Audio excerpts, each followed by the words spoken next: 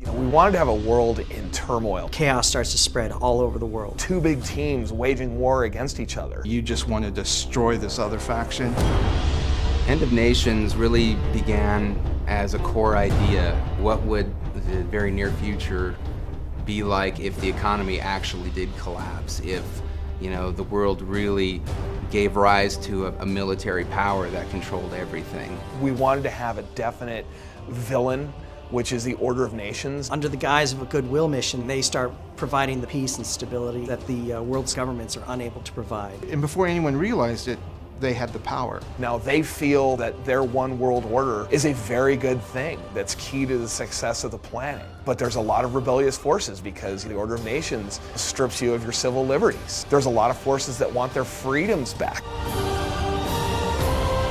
Moncur Dean was an assassin and an intelligence officer in the Order of Nations. Some of her friends decided that she was getting too powerful, and so they decided to say that she was a double agent. She was ultimately sentenced to death, but escaped and decides that she's going to form her own vision of what the Order of Nations was supposed to be, and that becomes the Shadow Revolution. Shadow Revolution is more like sleek hit and run, faster vehicles and strike vehicles, and a little bit more high-tech vehicles. Subterfuge, ambushes, they're really great at getting in there, doing a lot of damage, and then fading out before the enemy can retaliate.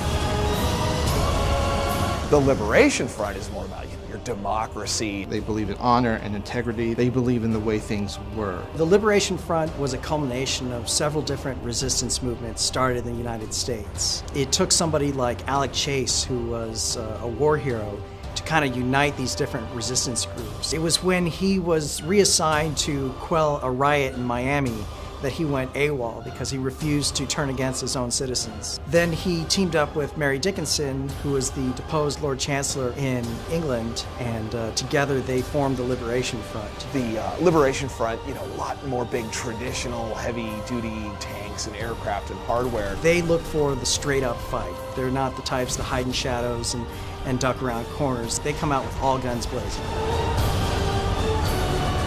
And so these two polarizing ideas keep these two factions in conflict. We wanted to have this place where people could rally with a side where they could battle against the other side. So, Shadow Revolution versus Liberation.